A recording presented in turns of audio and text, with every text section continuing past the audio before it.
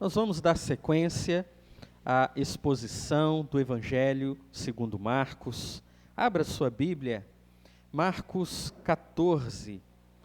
Marcos, capítulo 14. Nós vamos fazer a leitura dos versos 66 a 72, encerrando o capítulo 14 de Marcos. Marcos 14, 66 a 72. Os irmãos têm, dentro da ordem de culto, o esboço da mensagem de hoje. Como nós estamos trazendo essa proposta, o esboço ajuda a acompanhar a mensagem, também pode ser uma ferramenta para que você partilhe do Evangelho com alguém. Ouvindo a mensagem de Deus, ela não apenas deve ser aplicada à sua vida, mas ela também te capacita a aplicar a palavra na vida de outras pessoas. Então, essa é a intenção com esse esboço. Marcos 14, 66 a 72. O tema da mensagem de hoje é uma pergunta. Você consegue permanecer de pé? Pedro estava na parte de baixo, no pátio. Então, chegou uma das criadas do sumo sacerdote. Quando ela viu Pedro, que ali se aquecia, fixou nele o olhar e disse: Tu também estavas com Jesus, o Nazareno. Mas ele negou, dizendo: Não sei, nem compreendo o que dizes, e saiu para o alpendre. Quando a criada ouviu, começou de novo a dizer aos que ali estavam: Esse é um deles. Mas ele negou outra vez. E pouco depois, os que ali estavam disseram novamente a Pedro: Certamente tu és um deles, pois também és galileu. Ele, porém, começou a proferir maldições e a jurar: Não conheço esse homem de quem falais. Nesse instante, o galo cantou pela segunda vez. E Pedro lembrou-se da palavra que Jesus dissera: Antes que o galo cante 2 vezes, 3 vezes me negarás. E caindo em si, começou a chorar. Amado Deus, obrigado, Pai, por sua palavra bendita. Fala-nos através dela, pedimos mais uma vez, em nome de Jesus. Amém. Nós vimos que a partir do capítulo 14 de Marcos, as últimas horas de Jesus passam a ser o tema central da narrativa. Jesus foi para a casa do sumo sacerdote. Ali ele foi condenado por ter blasfemado contra Deus ao declarar ser ele o Cristo e o juiz último de todas as coisas. Nós vimos que Jesus foi traído por Judas, que o vendeu por 30 moedas de prata. No momento em que foi preso no jardim do Getsêmani, todos os discípulos fugiram. Mas 2 discípulos seguiram distante. Um deles era Pedro. O Pedro que era o amigo mais próximo de Jesus. Por que nós sabemos disso? Jesus, ele exerceu grande parte do seu ministério na Galileia. E a sua base para o ministério na Galileia era a cidade Cafarnaum, a casa de Pedro. Jesus morou na casa de Pedro, permaneceu na casa de Pedro e fez dela sua base para levar o evangelho para os galileus. Ou seja, Jesus era muito íntimo de Pedro. Jesus tinha 12 discípulos, mas a Bíblia nos diz que havia um círculo mais fechado, de amigos mais próximos, que eram 3 amigos: Pedro, Tiago e João. Pedro, ele foi pelo Senhor colocado como líder dos 12, certamente por sua proximidade com Jesus. Porém, Pedro negou Jesus.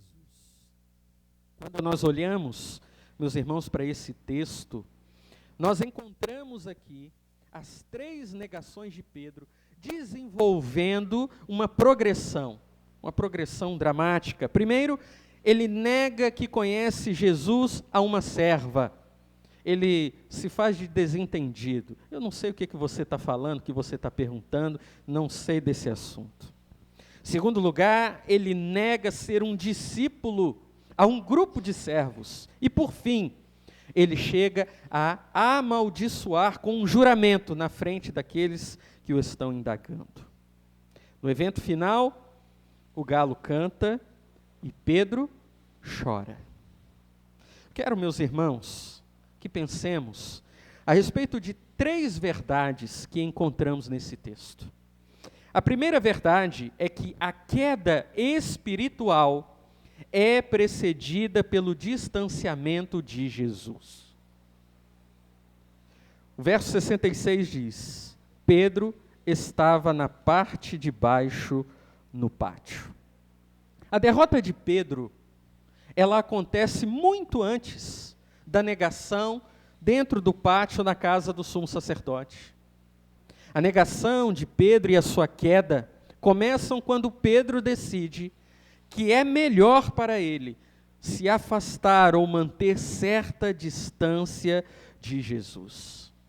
Justamente o Pedro, o discípulo, que havia dito ao Senhor em Marcos 14, 29, que jamais o abandonaria.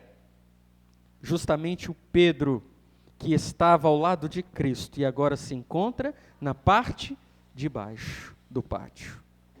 Meus irmãos, e aqui nós temos uma lição preciosa para nós. Nenhum fracasso espiritual acontece sem que antes o discípulo se afaste de Jesus. A queda, ela é consequência de um afastamento progressivo que todo cristão está sujeito. E nós podemos encontrar nas Escrituras vários motivos para esse afastamento. Quando nós olhamos para Pedro, por que Pedro fugiu? Por que Pedro se manteve de longe? Certamente, ele não queria sofrer perdas. Se Jesus foi preso, Pedro poderia ser preso também perdendo a sua liberdade. Eles bateram em Jesus. Pedro talvez teve medo de perder a sua integridade física. A verdade é que o medo de Pedro fez se afastar de Jesus. Mas não é apenas o medo, meus irmãos, que nos faz distanciarmos do nosso Senhor e Salvador. A Bíblia fala de um homem que se encantou com o mundo, um homem chamado Demas. 2 Timóteo 4,10, Paulo vai dizer que ele amou o mundo. Ele foi um companheiro de Paulo, seguiu auxiliando Paulo, mas em certo momento ele não tinha mais tempo para as coisas de Deus. Ele tinha muitos afazeres, coisas e compromissos com o mundo que o impediam de seguir, servindo de perto ao seu Senhor. Ele priorizou o conforto, talvez o entretenimento, as coisas que o mundo oferecia e se afastou de Jesus. Mas também há o perigo da avareza. Se lembram de Ananias e Safira, capítulo 5 de Atos? Queriam servir ao Senhor, mas não tão de perto. Desejavam uma pequena distância. Priorizavam o ganho pessoal, a vantagem pessoal, e a avareza fez com que eles se afastassem de Jesus até a sua queda final. As tentações também podem nos afastar de Jesus. Você lembra de Davi? Davi, um homem segundo o coração de Deus, estava no terraço do seu palácio enquanto deveria estar na guerra, e lá de cima viu uma bela mulher se banhando, cedeu à tentação e se afastou do seu Senhor. Meus irmãos, estes são alguns motivos pelos quais podemos nos afastar de Jesus. E aqui eu quero fazer um parêntese com relação à tentação. Nós vivemos um tempo, meus irmãos, de sexualização. Você anda pela rua, mulheres estão seminuas, Homens quase batendo no trânsito, quase quebrando o pescoço para olhar para essas mulheres. E a verdade, meus irmãos, que talvez uma das tentações que tem causado mais queda no meio da igreja sejam as tentações sexuais. Devemos entender que o cristão, homem, não mantém relações próximas com outra mulher que não seja a sua esposa. Isso precisa ser compreendido. A história de que homem pode ser amigo da mulher, a mulher pode ser amigo do homem, entendam. O homem é amigo da sua esposa e apenas da sua esposa, assim como a mulher é amiga do seu esposo e apenas do seu esposo. É comum que o inimigo arranje sempre aquela pessoa, serva de Satanás, para trazer tentação no momento de fragilidade. O casal briga em casa, a esposa sai para o trabalho, decepcionada com o marido, e encontra, que beleza, um homem amável, carinhoso, pronto a ouvi-la, pronto a dar o ombro para que ela chore. E de repente, ela se afasta de Jesus e a queda acontece. Meus irmãos, precisamos compreender que somos fracos. Não podemos confiar em nós mesmos. Um perigo que ronda muitos casais é até mesmo amizades muito íntimas com outros casais. Isso é um perigo, meus irmãos. Nós devemos ser irmãos, nós devemos ter comunhão uns com os outros, mas prestem atenção, nós não podemos nos envolver a ponto de um casal não sair da casa do outro mais. Não é? Uma vez ouvi uma história aí, de um rapaz que não saía da casa do amigo, não é? Aí o amigo foi trabalhar e o rapaz tomou a esposa do amigo dele. Meus irmãos, devemos ter cuidado. Toda vigilância é pouco. Pedro negou Jesus por medo de perder a liberdade. E muitas vezes nós negamos Jesus por causa das tentações que sobrevêm a nós. Me lembro que numa determinada igreja, tinha um momento na igreja, antes da pandemia, depois da pandemia isso meio que ficou em desuso, né? Mas tinha um momento na igreja em que os irmãos eram convidados a se levantarem para cumprimentar uns aos outros dentro da igreja.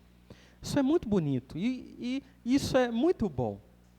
Mas aí, uma irmã percebeu que tinha uma irmãzinha na igreja que saía lá do outro lado, nesse momento, e vinha direto cumprimentar o marido dela.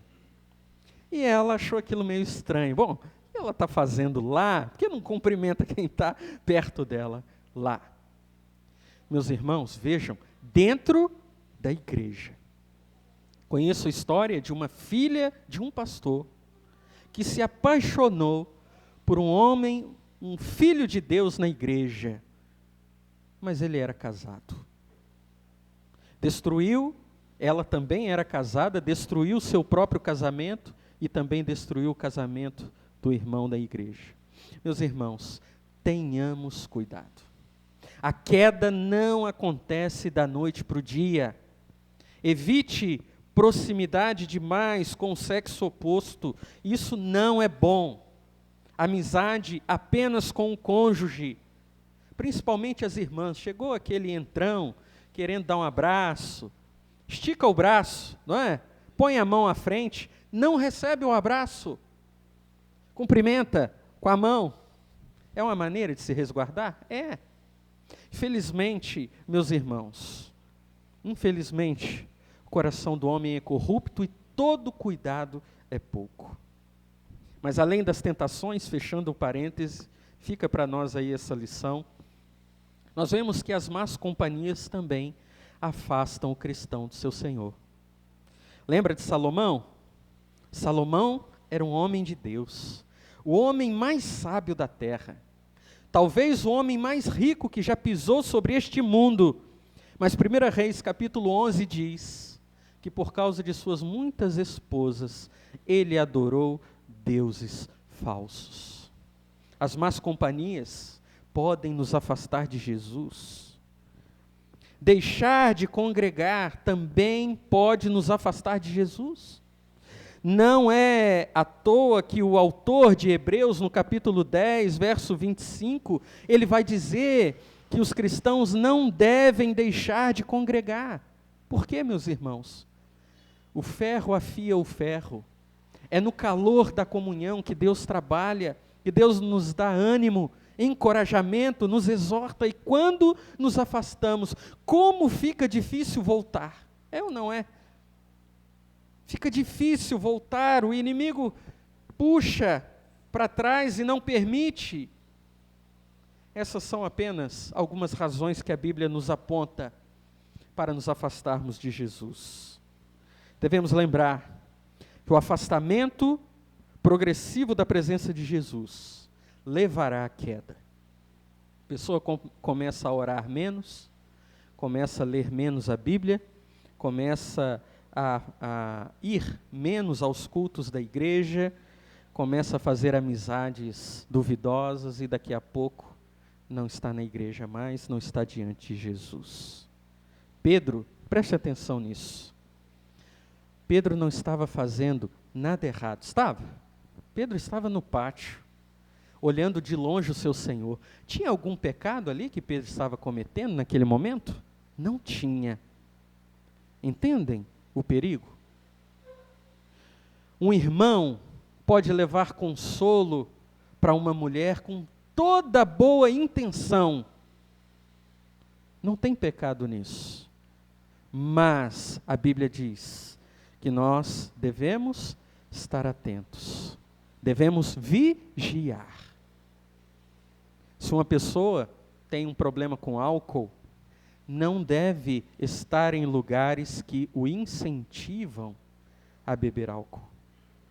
Porque uma vez ele pode aguentar, duas, talvez três, mas em algum momento a queda pode acontecer.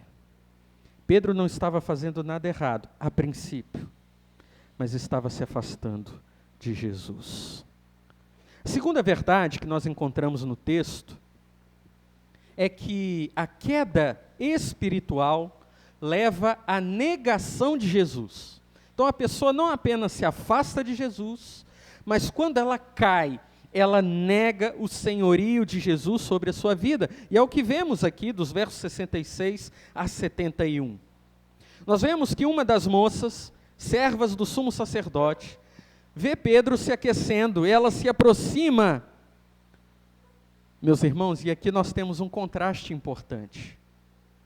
Jesus, enquanto indagado pelos líderes religiosos, o que ele fez? Ele se manteve em silêncio. Pedro, em contraste, responde rapidamente, demonstrando a sua derrota. Eu quero citar um texto de Andrew Murray, um pastor presbiteriano escocês, que ele disse certa vez assim: ao vermos como em sua própria natureza o orgulho e a fé estão irreconciliavelmente em desacordo, aprenderemos que a fé e a humildade são a mesma coisa, e que nunca podemos ter mais fé verdadeira do que temos de verdadeira humildade. Pedro havia dito para Jesus: mesmo que o Senhor seja levado à morte, eu vou junto. Pedro demonstra orgulho ao confiar em suas próprias forças. E na primeira tentação, após esse momento, Pedro nega Jesus. Meus irmãos, o cristão, ele nunca está seguro de permanecer em pé. Ele está vigilante o tempo todo, pois ele sabe que é fraco. Ele sabe que as suas próprias forças não são suficientes para mantê-lo diante do seu Senhor. Então ele depende não dele. Ele depende não das suas horas de oração, não da sua devoção religiosa, mas ele depende de Cristo Jesus e apenas Cristo. Pedro acreditou que poderia permanecer de pé. Quando Jesus o avisou, Pedro, Antes que o galo cante, você vai me negar 3 vezes? Observemos, meus irmãos, que a queda, a autoconfiança, a certeza de que estamos nos caminhos de Deus, pode ser um laço a nos julgar para um buraco sem fim à nossa frente. Eu não posso achar, porque hoje eu vivo uma vida para Jesus, eu tenho vencido as tentações, eu tenho sido forte, eu tenho orado, eu tenho lido a Bíblia, eu não posso acreditar que eu sou super crente e que nada vai me atingir. Conheci um irmão que conheceu o verdadeiro evangelho, e eu nunca vi nenhum crente ter um compromisso evangelístico como aquele irmão. Ele pregava onde ia, ele fazia caminhadas, e nas casas que ele encontrava, ele parava para pregar o evangelho. Ele dizia: eu nunca abandonarei o meu Senhor. No dia em que ele caiu em adultério e foi repreendido por meio da palavra, ele abandonou a igreja, abandonou o Senhor Jesus e nunca mais voltou. Um exímio evangelista, um missionário, acreditou que poderia permanecer de pé e não dependeu de Jesus. Nós devemos, meus irmãos, compreender que a nossa queda será inevitável se nos afastarmos de Jesus, se não confiarmos no seu poder. Mas a terceira verdade que nós encontramos no texto é que a queda espiritual distorce a nossa visão sobre Jesus. Vamos repetir? A queda espiritual distorce a visão sobre Jesus. Olha que interessante. Não bastasse a queda nos fazer negar Jesus, a queda ainda nos faz termos uma visão distorcida de quem é Jesus. Veja o verso 72. Nesse instante, o galo cantou pela segunda vez e Pedro lembrou-se da palavra que Jesus dissera: antes que o galo cante 2 vezes, 3 vezes me negarás. E caindo em si, começou a chorar. É certo que Pedro estava chorando aqui, meus irmãos, ao reconhecer a sua queda, o seu pecado. Mas é certo também que neste momento, Pedro se lembrou da traição de Judas e considerou ser ele um segundo Judas. Pedro acreditou que não era digno do perdão do seu Senhor. E por isso, Pedro chora, Pedro foge, Pedro volta para a pescaria, Pedro acha, não tem jeito para mim. Mas essa era uma visão distorcida. Lucas capítulo 22, verso 61, nos diz um detalhe muito importante. Nos diz que no momento em que Pedro nega Jesus, Jesus está passando de longe e ele olha para Pedro. Imagine isso. Imagine a profunda tristeza de Pedro ao negar o seu Senhor, ao rejeitar e negar aquele que era o seu maior amigo, que morava em sua casa, que partilhava da sua mesa. Pedro chora amargamente. Mas, meus irmãos, devemos entender que os nossos sentimentos não representam a realidade. Está dando para ouvir bem? Quer que levanta aqui? Não. Os seus sentimentos não representam a realidade. Quando nós pecamos, nós entristecemos, podemos ficar decepcionados com nossa própria atitude e por isso ficamos confusos, mas a tristeza e a confusão não podem mudar quem Deus é. Pedro havia se esquecido de que quando Cristo o chamou, ali ele já não era digno. Jesus não chamou Pedro porque Pedro era um homem bom, mas porque Pedro era um pecador que precisava da graça e da misericórdia do Senhor. E agora, quando ele cai, ele acredita que deixou de ser digno, ou seja, ele enxergava Cristo como aquele que concedia o seu perdão apenas aos merecedores. E meus irmãos, se Deus desse perdão só para quem merece, ninguém receberia perdão, não é verdade? Porque se nós pecamos, nós já não merecemos o perdão. A verdade é que Pedro teve uma visão distorcida, se achou indigno, mas ele já era indigno antes.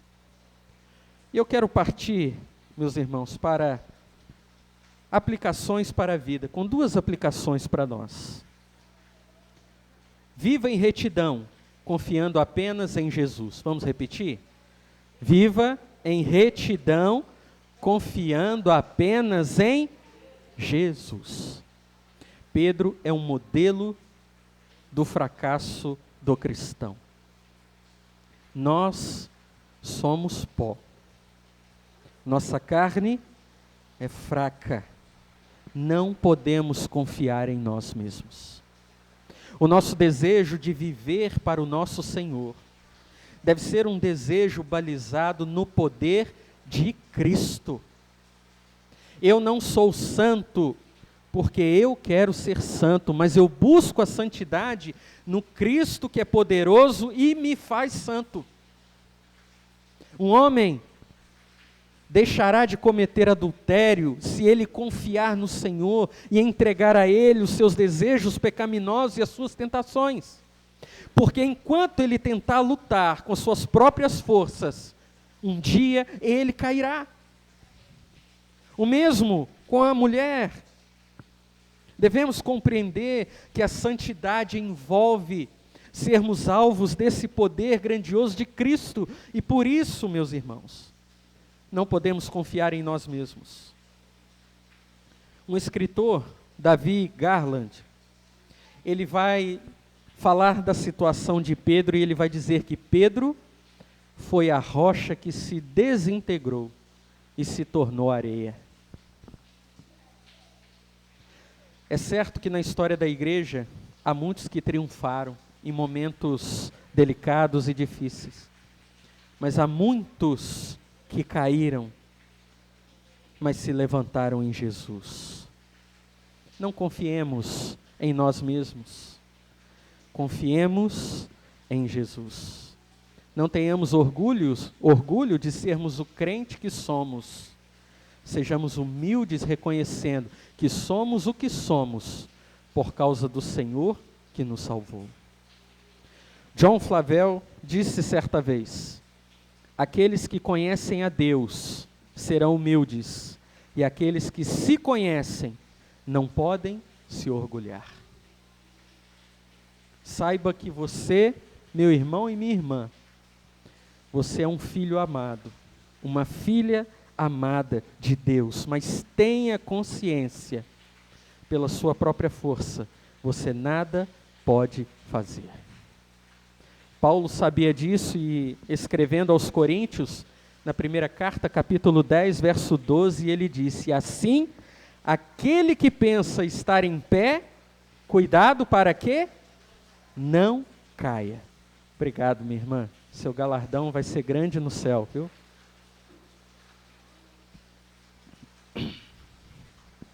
Devemos ter cuidado. O sucesso espiritual não pode nos fazer confiar em nós mesmos. Veja que antes da queda de Pedro, no verso 28, Jesus disse para os discípulos assim: todavia, depois da minha ressurreição, irei adiante de vós para a Galiléia. Jesus havia confirmado que os discípulos o reencontrariam aonde? Na Galiléia.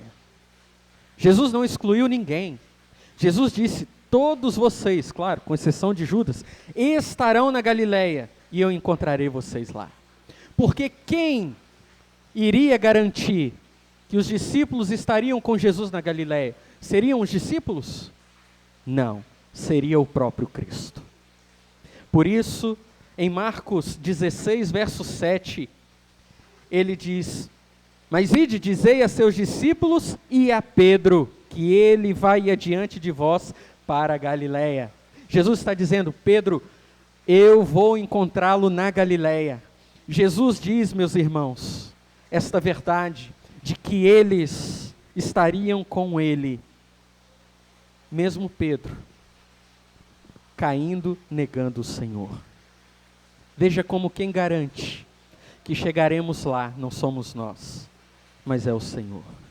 Sproul disse certa vez que ser humilde de espírito nos torna, nos termos bíblicos, significa ser pobre de arrogância. Crente não é arrogante.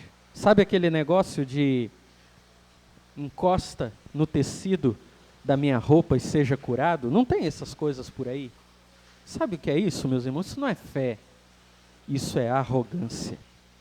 Sabe essa história de que, venha, eu vou orar por você, vou impor as minhas mãos e os seus problemas serão resolvidos? Isso não é fé, isso é arrogância. Pois o homem não é capaz de nada sem o seu Senhor. Por isso, não se gabe das vitórias espirituais, apenas se alegre na graça que Deus lhe concedeu ao vencer. Por fim, viva em segurança confiando apenas em Jesus. Vamos repetir? Viva em segurança confiando apenas em Jesus. O Jesus profeta disse para Pedro: Pedro, você vai me negar 3 vezes. Mas o Jesus sacerdote disse para Pedro: Pedro, eu verei você na Galiléia. Meus irmãos, as nossas quedas não podem nos separar do nosso Senhor. Veja que isso não é uma licença para pecar, não. Mas é inevitável que o cristão, em algum momento, negue o seu Senhor através de palavras, ações e até omissões. Mas isso não nos separa do nosso Senhor se compreendermos que Ele está pronto para nos restaurar e nos levantar. Não há pecado que Cristo não possa restaurar, meus irmãos. Há pecado que nos quebra, esmiuça, e a gente pode pensar, não há mais solução. Mas entendam que Cristo é aquele que restaura o vaso quebrado e faz dele um vaso novo. Nós podemos confiar. Não são os meus pecados que vão me separar de Jesus, porque se me separassem de Jesus, eu já estaria separado dele. Se eu precisasse pedir perdão por cada pecado que cometo, um por um, para entrar no céu, ninguém entraria no céu. Mas eu peço perdão pelos pecados que tenho consciência e confio nele para me perdoar daqueles que eu sequer me lembro. Saiba que Jesus, assim como conhecia o futuro de Pedro, conhece o futuro de cada um de nós. Ele sabe das nossas quedas do passado e das nossas quedas do futuro. Ele conhece, mas ainda assim decidiu morrer por nós. Jesus sabe das suas derrotas. Jesus conhece os seus momentos de orgulho, egoísmo, de desejo de vingança. Jesus conhece os desejos mais obscuros do seu coração. Ele sabe quem você é. Mas Ele também sabe que, como servo de Deus, você chora aos pés da cruz, porque tem vontade de agradá-lo. Como profeta, Jesus conhece as suas quedas, mas como sacerdote, Ele garantiu a você a vitória final. Meus irmãos, todos nós falharemos. A questão é, nos voltaremos para Jesus, confessando os nossos pecados? Thomas Brooks disse uma vez: não é o cair na água, mas o deitar na água que afoga. Não é o cair no pecado, mas o deitar no pecado que condena. Cair na água pode ser inevitável, mas não precisamos permanecer lá. E eu quero encerrar, meus irmãos, com uma ilustração. Essa semana eu vi uma matéria num site do Instituto Butantan. Já ouviram falar nesse instituto? É um instituto lá que cuida de animais, essas coisas. E aí a matéria falava de um tipo de macaco que eles têm lá, que o filhote, ele se agarra na mãe, depois que nasce, e só larga a mãe, depois que ele tem condições de procurar alimento sozinho. Mas que ele cresce agarrado na mãe. Você já deve ter visto aqueles vídeos ou imagens da mamãe macaquinha andando com uns filhotinhos agarrados no seu peito. E aí uma veterinária disse que os filhotes fazem isso porque no seio da mãe eles encontram alimento, eles encontram conforto, eles encontram proteção. Por isso, eles não largam a mãe. Meus irmãos, nós devemos ser como esses macaquinhos diante de Jesus. Nada deve nos separar do Senhor, que nos dá alimento, que nos dá conforto e proteção. Sejamos como esses macaquinhos que 24 horas por dia estão coladinhos na mamãe deles. Estejamos nós, coladinhos em Jesus. E então responderemos à pergunta: você consegue permanecer de pé? Nós diremos: confiando nele, nós podemos. Amém? Vamos orar? Amado Deus, obrigado, Pai, por sua palavra, que nos mostra que as nossas quedas não nos definem, que as nossas falsas conclusões não representam a verdade sobre o Senhor, de que apesar de sermos fracos, servimos a um Deus forte, apesar de estarmos sujeitos à queda, servimos a um Deus que nos sustenta, e apesar, ó Pai, das tentações, encontramos refúgio em Cristo Jesus. Abençoa-nos, Senhor, para que vivamos para a glória do Seu nome. Livra-nos das tentações, livra-nos do sofrimento e da dor das quedas. Sejamos vigilantes e confiemos apenas em Jesus. E que o amor de Deus o Pai, a graça salvadora de Cristo Jesus, as doces e eternas consolações do Espírito, sejam sobre esta igreja, sobre o povo de Deus reunido e espalhado em toda a terra. E o povo de Deus diz: amém. Amém, meus irmãos. Uma boa semana a todos. Glória a Deus pela chuva abençoada.